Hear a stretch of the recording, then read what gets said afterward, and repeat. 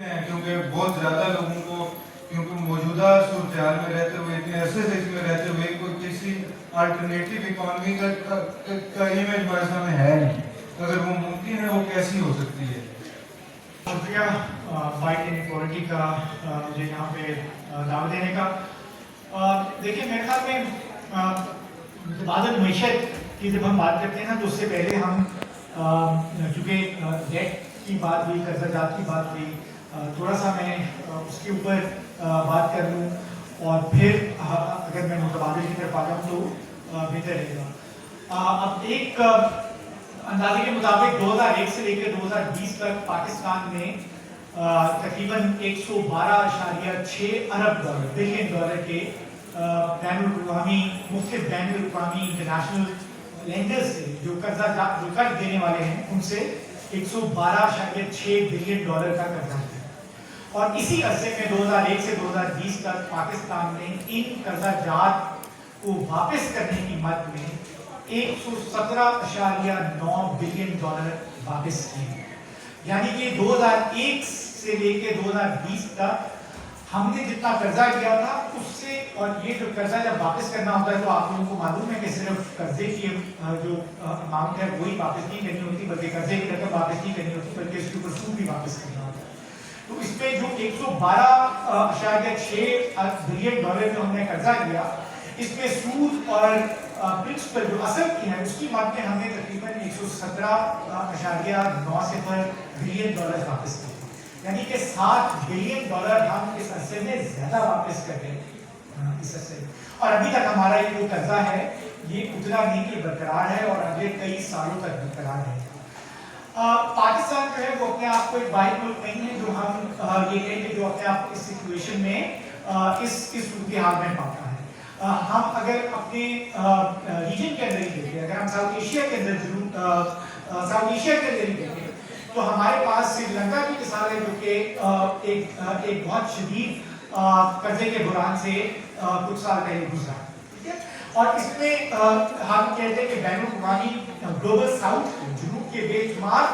ممالک ایسے ہیں جو کہ مختلف طریقے سے قرضوں کے اندر جکڑے ہوئے ہیں. تقریباً 90 ممالک ہیں جن کے اندر ہم یہ کہہ سکتے ہیں کہ یہ قرضوں کے اندر جکڑے ہوئے ہیں. اور ان کی جو اسیسمنٹ اگر آپ کر سکتے ہیں, کچھ جو ہے وہ بہت خطرناک حد تک قرضے کے اندر ہیں, کچھ کم حد تک یہ خاص بین الاقوامی طور کے اوپر 1980 کی دہائی کے اندر خاص طور پر یہ 1970 کی دہائی میں شروع ہو گیا, لیکن 1980 کی دہائی کے بعد وہ خاص طور پر ایک معاشی پالیسی کو پوری دنیا کے اندر امپلیمنٹ کیا گیا. مختلف بین الاقوامی ایجنسیوں کے تھرو, یعنی کہ ورلڈ بینک کے تھرو, IMF کے تھرو, ایشین ڈیولپمنٹ بینک کے تھرو, اسی طرح مختلف اور بین الاقوامی اداروں کے تھرو اس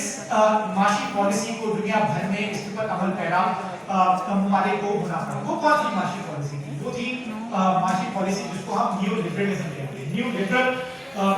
معاشی پالیسی کے تحت جو خاص طور پہ غریب ممالک تھے ان کے اوپر یہ دباؤ ڈالا گیا کہ وہ اپنی منڈیاں جو ہیں وہ بین الاقوامی انویسٹمنٹ کے لیے کھولیں, وہ بین الاقوامی جو فورن گڈز ہیں ان کے لیے کھولیں.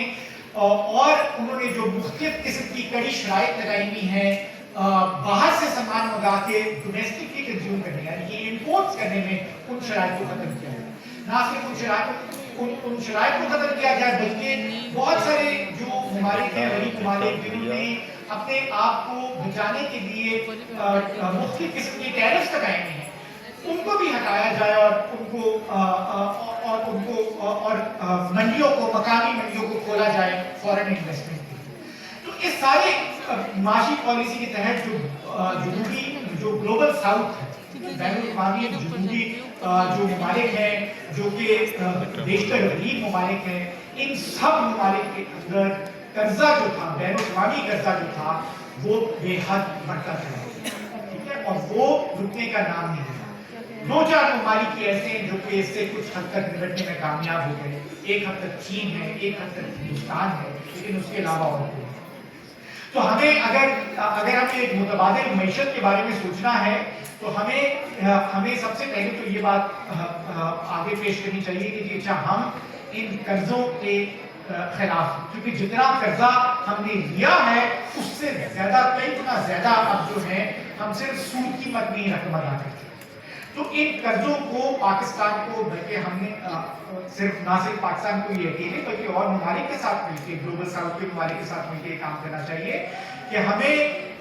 جو ایک ڈیٹ رائٹ آف یا ایک ڈیٹ ریلیف جو ہے وہ ہمیں اور باقی ادارے جو گلوبل ساؤتھ کے غریب ممالک ہیں ان کو دینا چاہیے. متبادل معیشت کی بات تو ہم یہی سوچتے ہیں کہ ہم ایک ایسی معیشت کے اندر رہیں جہاں پہ سرمایہ داری نظام کو وہ کھلی چھوٹ، کم از کم وہ کھلی چھوٹ نہ ہو جو کہ اس کو آج کل کے ماحول میں ملی ہوئی ہے، یا ہمارے پاس اور یا ہم ایسی معیشت کا فروغ کریں جس میں وہ ہر سال مزید قرضوں میں نہ جکڑی جائے، بین الاقوامی قرضوں میں نہ جکڑی جائے، بلکہ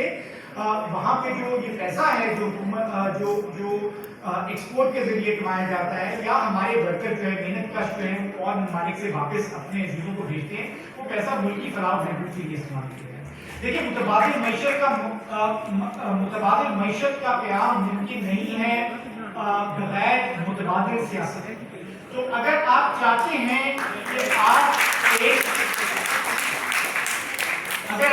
ہیں کہ ایک متبادل معیشت کا قیام ہو سکے، جس پہ جیسا ہمیں صاحبہ نے کہا اور ہم نے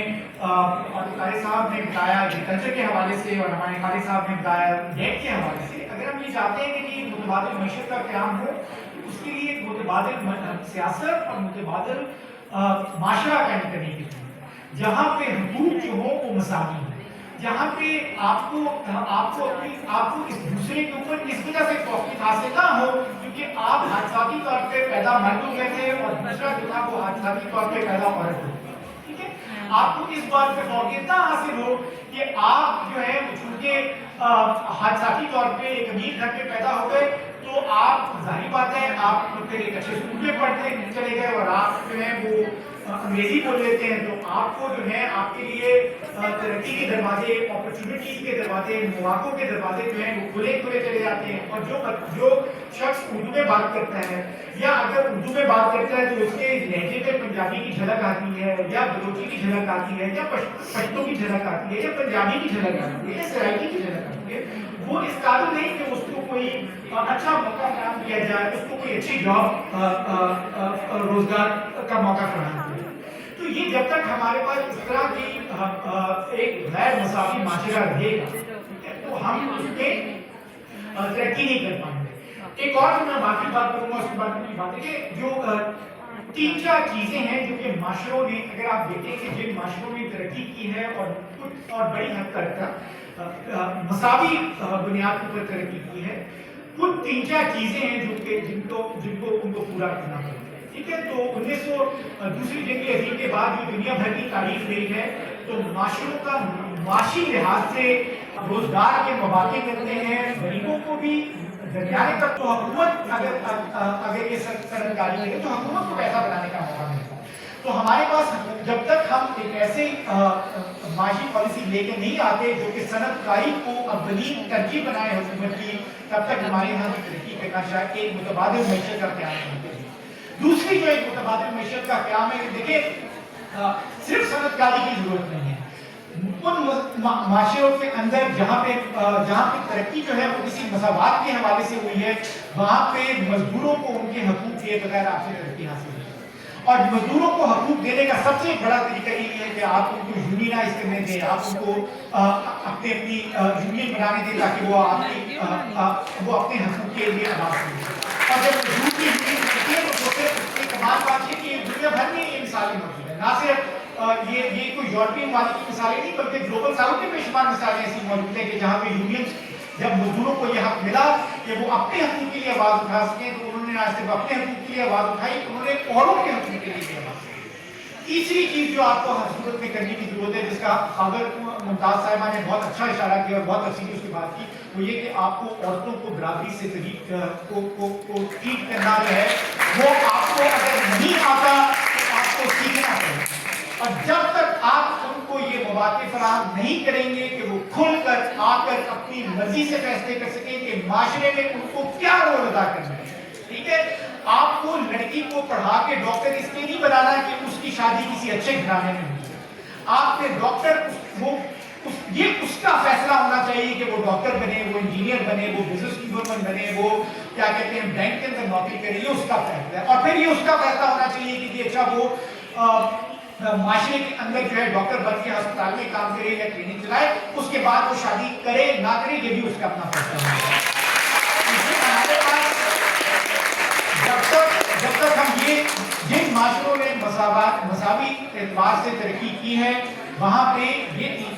چوتھی چیز جس کو ہمیں آپ میں چوتھی پانچویں چیز اور آخری بات کروں گا اس کے بعد, جن معاشروں نے ترقی کی ہے انہوں نے دو اور چیزوں کا خیال رکھا ہے. انہوں نے کن چیزوں کا خیال رکھا ہے کہ معاشرہ صحت مند ہو اور پڑھا لکھا ہو.